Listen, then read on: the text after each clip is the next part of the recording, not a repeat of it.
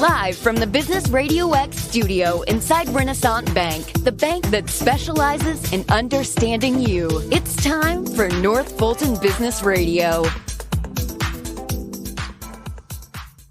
And hello again, everyone. Welcome to yet another edition of North Fulton Business Radio. I'm John Ray, and we are still virtual. We're not in our normal spot in our studio inside Renaissance Bank, but hopefully we'll be back relatively soon. But in the meantime, the folks at Renaissance continue to serve small businesses and do that well. And we've got our own experience with that. And if you're looking for a more personalized home for your small business, check them out. The branches are still closed to walk-ins, but you can make an appointment and go visit them in the branch. And of course, the drive-throughs are always open, and they can actually open accounts in the drive-through, believe it or not. So call your friendly Renaissance banker or go to renaissancebank.com and check them out there. Renaissance Bank, understanding you, member FDIC. And now we've got two great guests.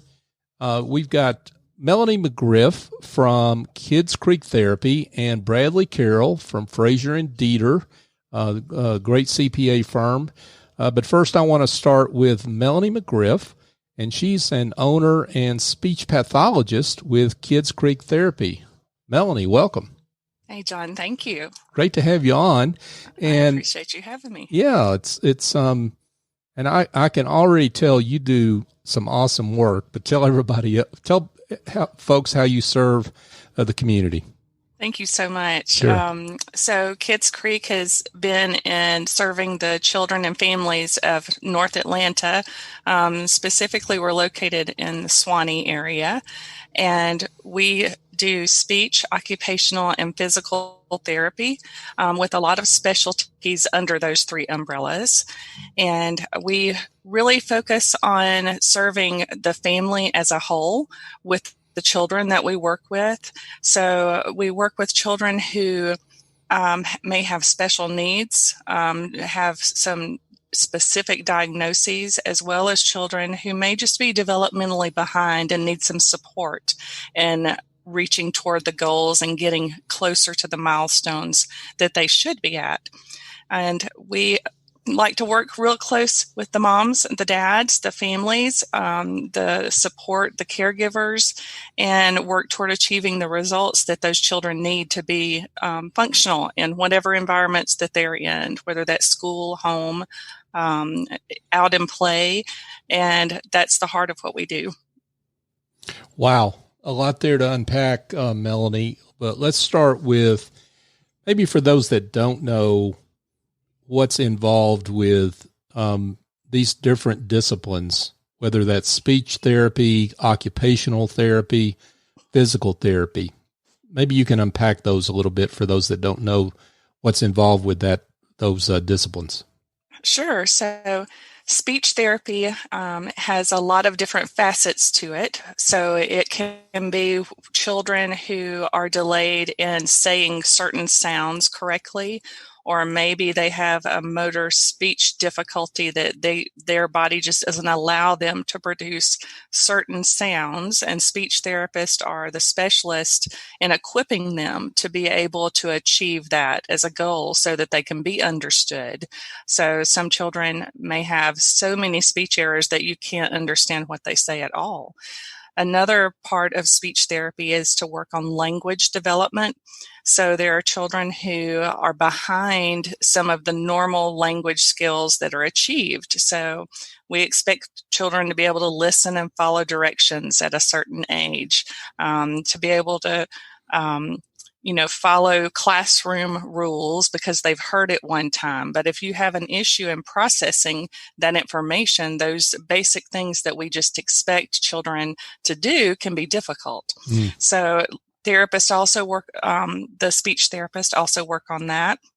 Another area of speech therapy has to do with working with individuals who are stutterers, who have difficulty stuttering, and that's the area of fluency.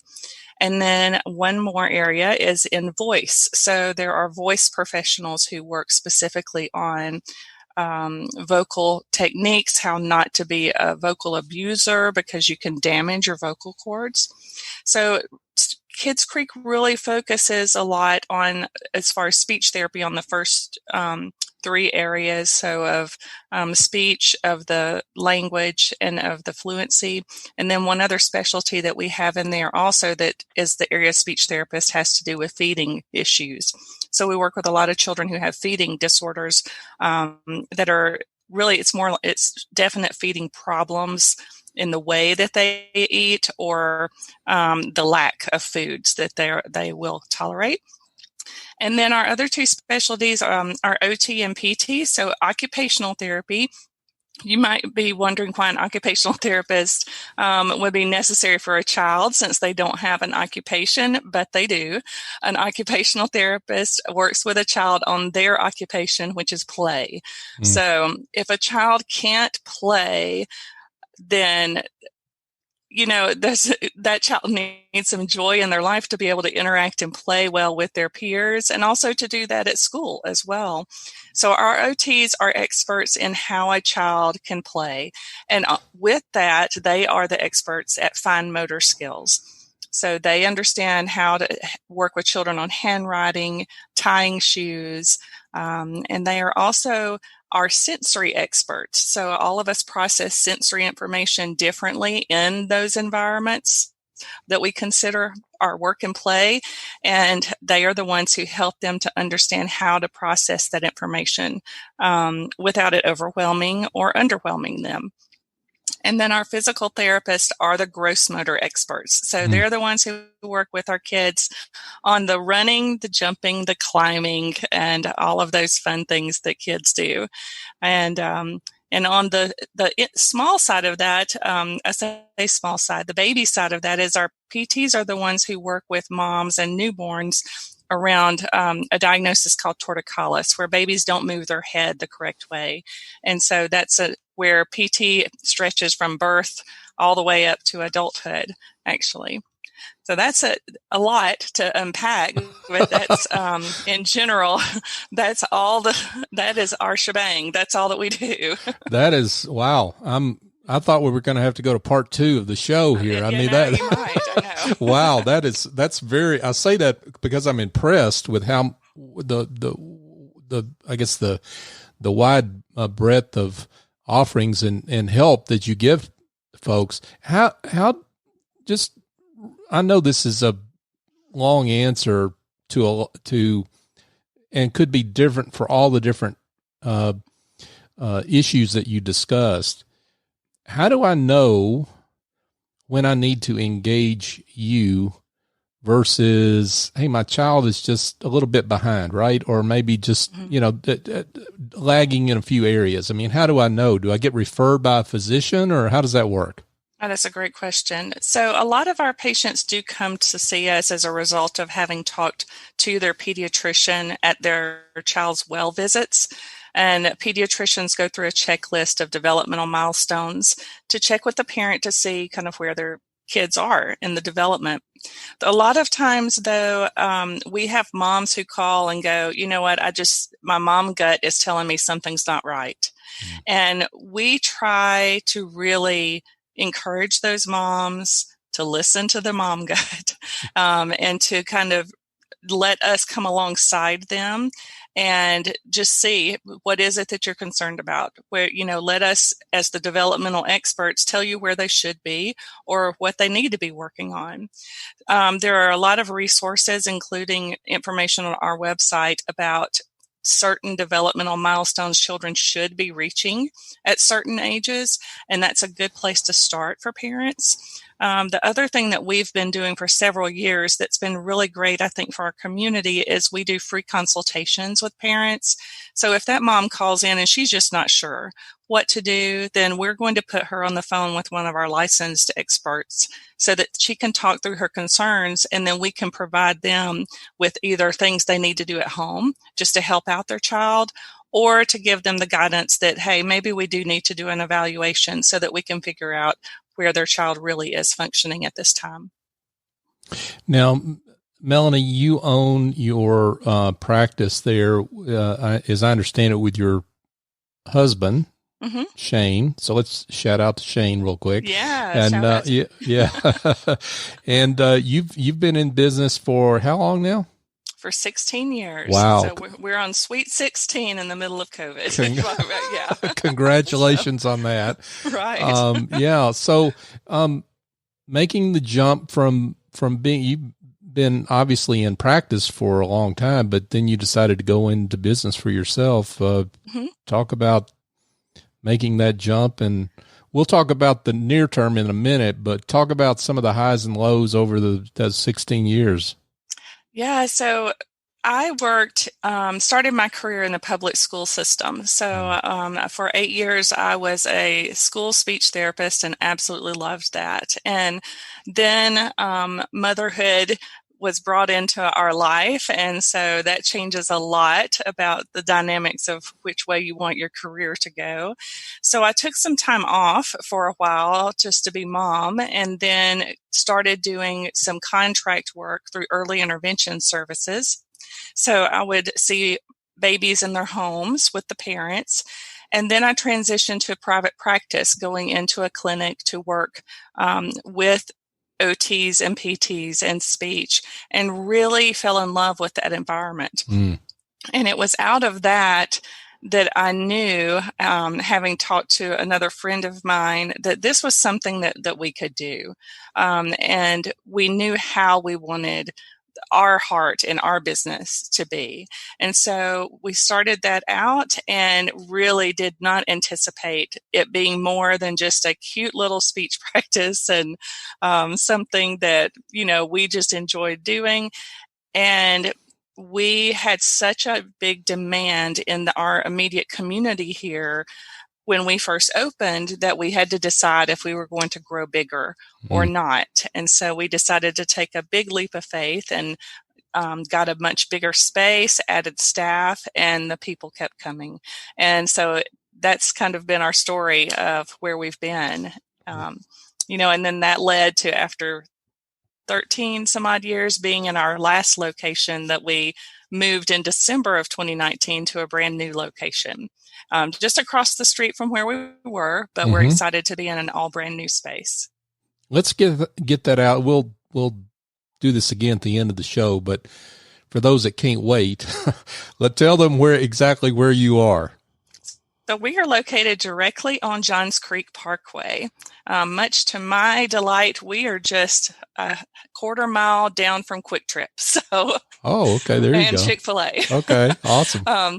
So we are on Johns Creek Parkway. We are neighbors to the Kroger right over here, which is convenient for our moms if they need to run and do some groceries while their kids are at therapy. But we are at 4055 Johns Creek Parkway, and we're in Suite A there in Swanee. That's great. Now, your move was, as it turns out, auspicious, right? Oh, listen. Who could have known? Who could have known? Our way? Right? Yeah. So who could have known? But you, so let's set this up here for a second. You moved in 2019 to your brand new space there in Johns Creek. And you got how many employees now at the time? I have 15 employees. Wow. Yeah. So all of a sudden you get hit with the same thing we all got hit with, which is, the pandemic, COVID-19. Right. I assume you had to close down just like everyone else, and talk about that transition and what you had to do, because you've got, obviously, with the work you do, it's very hands-on, both figuratively and literally, right? Absolutely, it is. Yeah. So when we work with children here, it's one-on-one. So it's only group situations if we're running special programs, but everything we do in therapy is one-on-one with the child. Makes it very specialized. So yes, saying that we're going to keep 6 feet distance between us and a patient just doesn't work, because you've got 2 and 3 year olds who want to run and go in different directions. It really was, it was shocking because it was so unexpected. This, not something that you would think to plan for. I don't know that anyone other than people in high levels of healthcare would plan for a pandemic and how it might affect your business. Sure. I had to decide in a matter of just a few days to close the clinic down, of how I was going to file unemployment for employees, try to figure out how to tell our parents what we might be able to do to support them. All of that had to happen in such a fast period of time. And we did do that. We were able, we shut down. My office manager would still come into the office once a week just to check on things. And then we would do remote meetings, but we transitioned to doing as many of our patients through teletherapy as we could. But there are a lot of children who that's just not reasonable that you can do teletherapy with them. If they can't attend to other things in their environment, then they are probably not going to attend to you on a computer screen. Right. So yeah, it was very shocking, but I feel like we handled it with as much grace as we could, given the information that we were given. So you, obviously you've got a lot of employees you're responsible for, not just your patients, not just the children and parents. There was obviously a big issue there for a while in terms of what are we going to do? And then along comes PPP. And maybe that's where Bradley, we can bring you in because you intersect really kind of around here. So before we get to PPP, though, why don't you introduce yourself to folks and tell everyone about Frazier and Deeter? Well, after listening to Melanie, I think I should have picked another guest to come on with. That's impressive and a hard act to follow. No, Melanie, that's wonderful what you do. I'm so proud to hear that and to know you and know that you do that day in and day out. That's awesome. Frazier and Deeter, we're the 50th largest CPA firm in the nation. We have offices throughout the Southeast, Tennessee. We've got offices in Nashville, presence in Knoxville and Memphis, 2 offices in Metro Atlanta, Tampa, Charlotte, Las Vegas, Philadelphia. I've got a presence in Iowa, London, and I know I've missed some, but you'll have to forgive me because we're continuing to grow and expand. The website talks about all the different awards that Frazier Deeter has won and been recognized for, but anybody can read that. The reason I'm at Frazier and Deeter is because I was a client of Frazier and Deeter.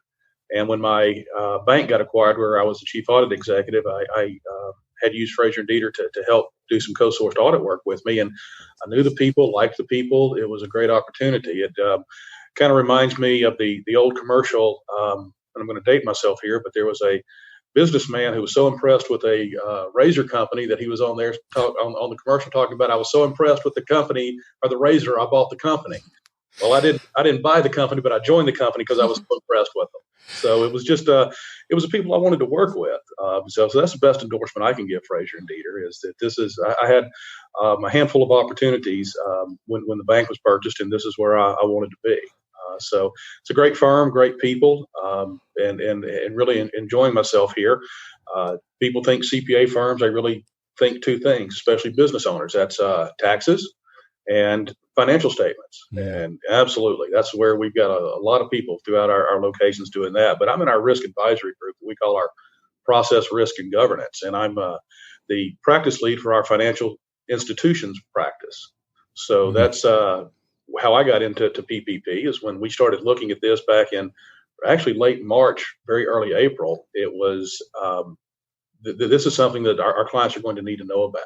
All right. And it was SBA. SBA is financial services. So I was handed the reins and said, run with it, figure it out. Where are we going to be? What are we going to do?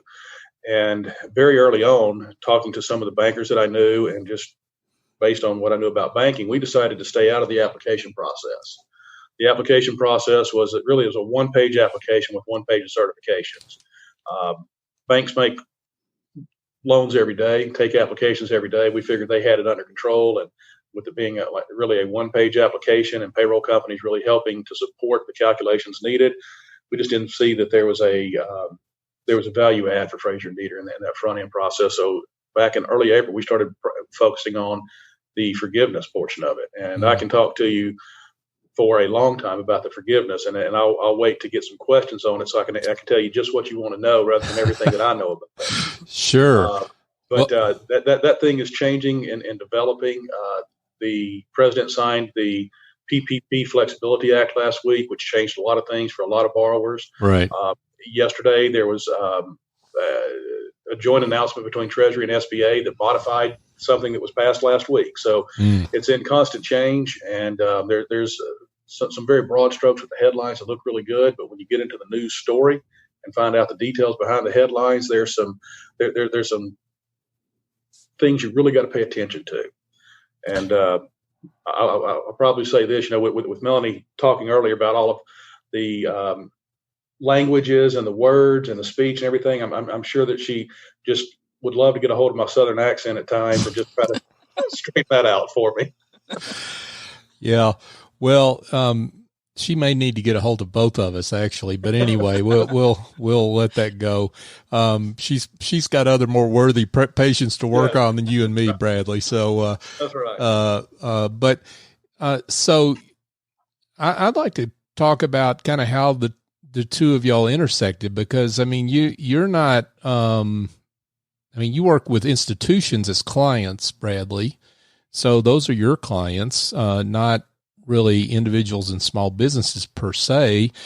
Although, as you say, as the firm, kind of asked you to step in on the PPP side because that was such a topical issue and help was needed there, as it were. So, but talk about how y'all started your conversations about PPP and where that came from.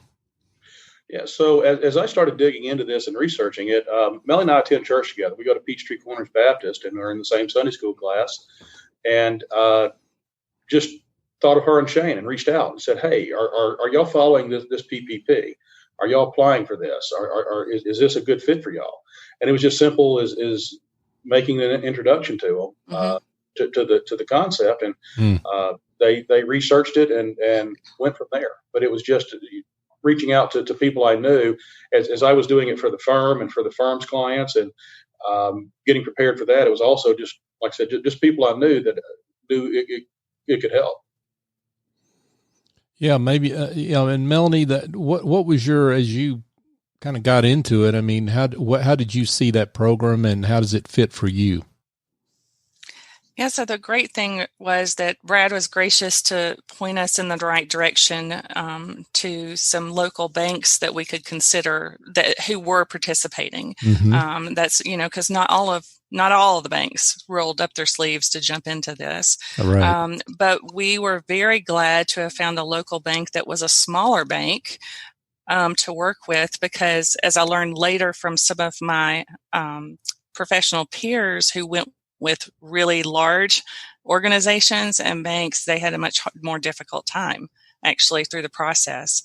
So that made a difference for us. But as we heard more about PPP, we were really excited that there was even this option of something, because we were going to be looking at the possibility of losing our business, that it was just going to come down to, the lack of revenue flowing for us. So we, when we found out that this was something that was going to be a possibility and then had an option of forgiveness, I mean, that's huge. And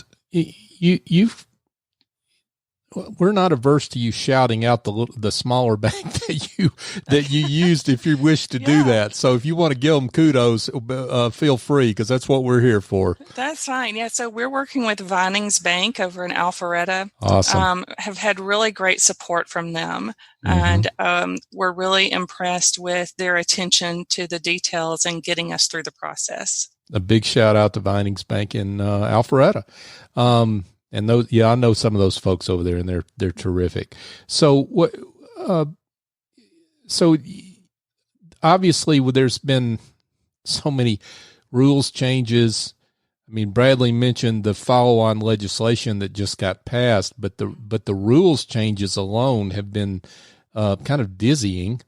Yes. Yeah. So Melanie, maybe you can address kind of how that works for you right now for your particular business. And then Bradley, maybe you can pick up on just kind of where you think we stand with this generally, and are there going to be more changes? Mm-hmm. Yeah, go ahead, Melanie. So I think what it has been dizzying. So it's been a lot of work. And I've told a lot of people that for everyone having been quarantined, I've had to work more during quarantine than I typically would have to on a day-to-day basis in my business. Both as we were looking at receiving the PPP funds and then the whole tracking all of the paperwork that had to be done on the back end of it as well. And then you hear the rules are changing. And so you wonder if all the work you just did was still going to be valid.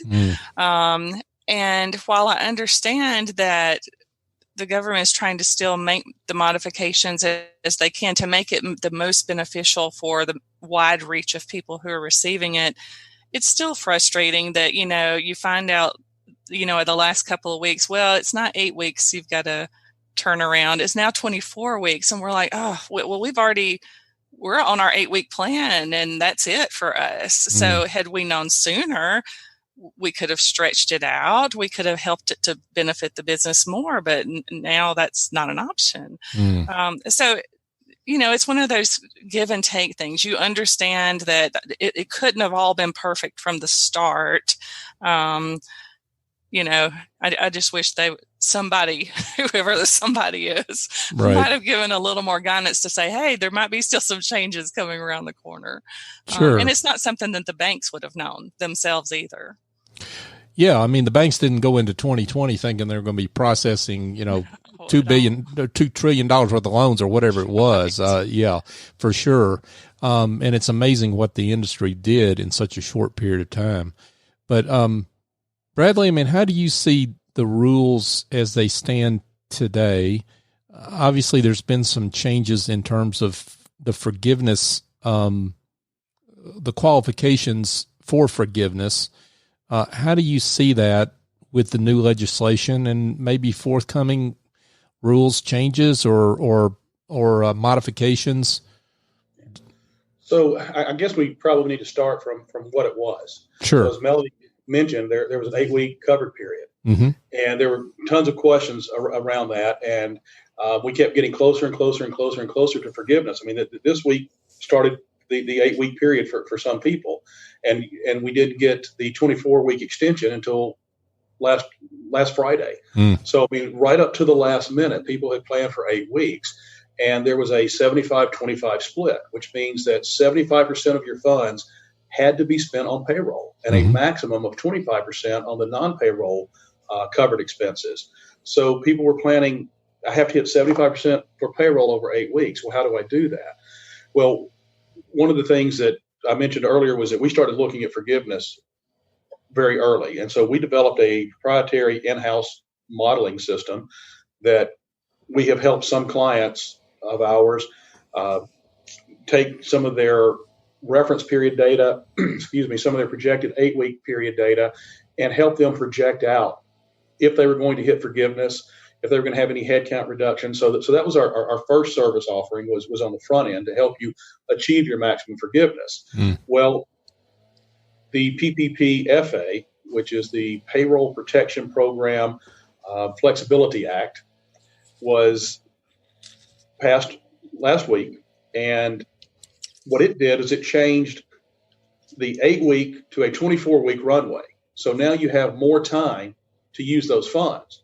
And then it lowered the bar from 75 to 60% towards payroll. So small businesses that may have had high leases, rents, utilities, and low payroll, it now makes it easier for them to achieve forgiveness. It gives them a lower bar and a longer runway. So what we're doing now, we've been on the phone already this week with some of our clients, changing their model for them because they're asking us, should I stay with 8 weeks or should I do the 24 weeks? So we've been changing the model to show where they were at 8 weeks, 25, 75, as opposed to 24 weeks at 40, 60. So we're still actively doing the modeling for them. And there's a couple of other significant changes that have come out. The headcount reduction was the big hurdle everyone was trying to get over because people had some furloughed employees. Mm-hmm. Well, previously, the guidance came out and said that if you had someone who was terminated for cause, that headcount reduction won't count against you. If you have someone who voluntarily left, that headcount reduction will not count against you. They also said that if you make a qualified written offer to a furloughed employee and they refuse to come back to work, that headcount will be deemed to have been restored. So with the PPPFA, they kept all of those, but gave you a few more. So in Melanie's case, would be a great example. If you have someone who has specialized skill sets, and that skill set is needed, that training is needed to do the job, and that person that you furloughed can't or won't come back, and you can't find someone else with that specialized skill set, then that headcount reduction will not count against you. Now, a lot of our restaurant clients we've been talking to, that this next really affects them, was that if you can document that your business operations cannot return to their pre-pandemic level, which is defined as 215. So if you cannot restore your business operations back to as they were as of 215 of 2020 because of governmental shutdown orders, then your headcount reduction also will not count against you, and it will not lower your forgiveness. So those were two very large additions to the headcount, which is what was giving most people the trouble. They may get 75% forgiveness, but they had headcount reduction, so they weren't getting full forgiveness. Like I said, so now you've got a couple of more items that you work around the headcount reduction. You've got a longer runway and a lower bar. So it has been incredibly favorable to the borrower. One thing that is surprising is that the maximum amount that any one individual could get for the covered period and have it forgiven was $15,385 in payroll. It's not a magic number. That's a $100,000 cap that you had on your application divided by 52 weeks times 8. So that correlates to the 2 months of payroll that you calculated on your application. Even though they've taken it from 8 weeks or roughly 2 months out to 24 weeks, they have not increased the $15,385. So that is still the maximum amount that you can pay any one individual. You just have a longer time to pay them. So there may be there's a lot of concern about that, disappointment about that. So who knows what tomorrow brings with this? The rules are changing. When they change very quickly. But it seems like a lot of times the guidance is right up until the last minute. I mean, the application for the loans didn't come out until 2 days before they were to start taking the loan applications. So it's just been definitely playing from behind with all of this. And so we're keeping up with it. We have a newsletter that goes out. We've got a dedicated web page to PPP and all updates and FAQs at FrazierDeeter.com, so that it's helping to keep people informed. The second offering with PPP that Frazier Deeter has is an attestation function. So when you apply for your PPP forgiveness, you have to fill out this application, and you have to take and submit the documentation that supports that. Well, the bank basically has to do a loan covenant test, a loan review of this. And so what Frazier Deeter is offering to PPP borrowers is an attestation function, which is very much like an audit. A financial statement audit, we take your financials, we select certain numbers, we say, prove it. And so you provide us with the proof, we dig through that to get a comfort level that this is the right number, and then we go to the next number. And we're taking the same approach with the PPP application. We're providing the highest level of attestation, which means we're going to offer an opinion on Frazier Deeter letterhead that says this application is materially correct. And that is the highest level of attestation that a CPA can offer, and that is much higher than most of our competitors are willing to offer. So that we believe that's going to give Melanie, as the borrower, a very good feeling before she signs her name on that application that this is correct. We think when she takes it to Mike Sims over at Vinings Bank, Mike's going to look at it and is going to say, hey, I worked with Bradley. I know how detailed he is. And he's going to say this is Frazier Deeter's got an opinion on this. I feel comfortable that they have done as much or more work than my bank would have done with loan covenant testing. So I feel good about this. We believe that if Melanie's was randomly selected by the SBA, that the SBA would feel the same way, is that, hey, our work's already been done for us. We're going to put our stamp of approval on this. And one of the reasons we think that with the SBA is just to put some things in perspective. 2019, the SBA guaranteed $39 billion in loans. Mm-hmm. In the last 2 months, they've guaranteed $551 billion in loans. Amazing. Yeah. So when they say they're going to review every loan over $2 million, it's a pretty overwhelming task for them. So right. any help they can get, we believe they're going to appreciate.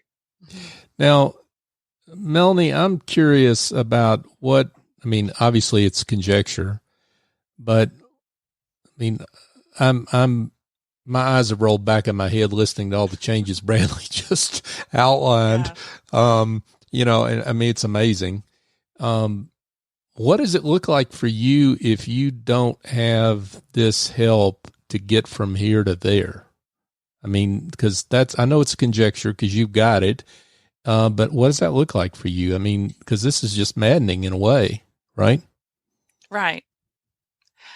Yeah. So from first off, like I said before, had we not gotten the PPP, I wouldn't be sitting at my desk right now. It would not have been an option because we depend on our services being billable and to be able to generate that revenue. And so if there aren't any children to see, then, we don't have anything coming and going. Sure. On the other end of this though, yeah, and making sure that this is something that we can follow through with all the details of everything for it to be forgiven. It's a daunting task to make sure that you've got all of that information together. It requires a lot of extra work on that end of it also to make sure that you're going to meet that finish line, so to speak, that you're looking toward and hoping that that's going to be forgiven. Because the last thing you want as a small business owner at the end of the day is to end up with a whole lot more debt in this process. Right. We are, even though we have been blessed to reopen now, we're still doing teletherapy. We've reopened and we are seeing whatever children can be seen in the clinic who could not do teletherapy. We're seeing them in our facility now, but we're not back to pre-COVID numbers yet. Sure. To where we need to be. So there's still business, recovery we've got to do. Yeah, and let me say something right here. Melanie talked please. about a lot of debt. I want to remind borrowers that forgiveness is the goal for PPP funds, but if you don't get full forgiveness, don't panic. It's 1% loan. Mm-hmm. And while it's not free money like forgiveness is, it's cheap money. Sure. So, there's always strings attached. So even after the forgiveness period, if you keep the loan, it's still part of the PPP and you still have to spend it according to program guidelines. Mm-hmm. So you still have restrictions on that loan on how it's spent, but it's cheap money. It's not the end of the world. And if you don't want the loan, you can prepay it with no prepayment penalty. So you can pay it back at any time, and there's no charge for early payment on that. So just, it's not the end of the world if it's not full forgiveness. And this is where having an advisor like Frazier and Deeter helps clear all that up, right? And it helps, first of all, bring calm to, and assurance in whatever decision you make, but knowing you're making decisions based on the latest and best information and experience that y'all bring to the table for your clients. Yep. Yeah. Well, this has been great. And, there's, I think the moral of the story is, when you're in Sunday school, listen to the person sitting next to you, not just the teacher, right? So, because they've got something to say and to help each other. So this has been awesome. No, there's lots of great lessons here, but I want to make sure that that folks that want to reach out to both of you in some way for your respective services know where to go. So, Melanie, maybe you can start and tell folks how to be in touch if they'd like to know more about Kids Creek Therapy. Sure. If you'd like to check out our website, that is kidscreektherapy.com. Our phone number that you can reach our office is 770-888-5221. And then you can email us at info@kidscreektherapy.com, or you can email me directly with my first initial and my last name, M. McGriff, at kidscreektherapy.com.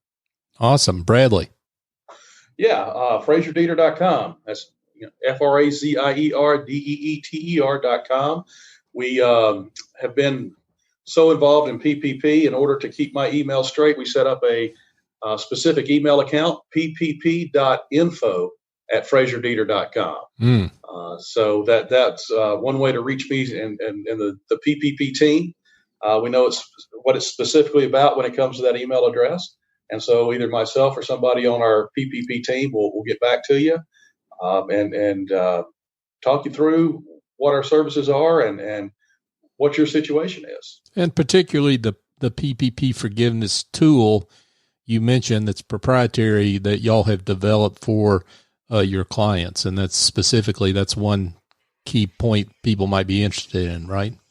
That and the attestation service, getting that opinion right on their loan application. Because like I said, the banks we've talked to are thrilled to have this service, especially that level of attestation.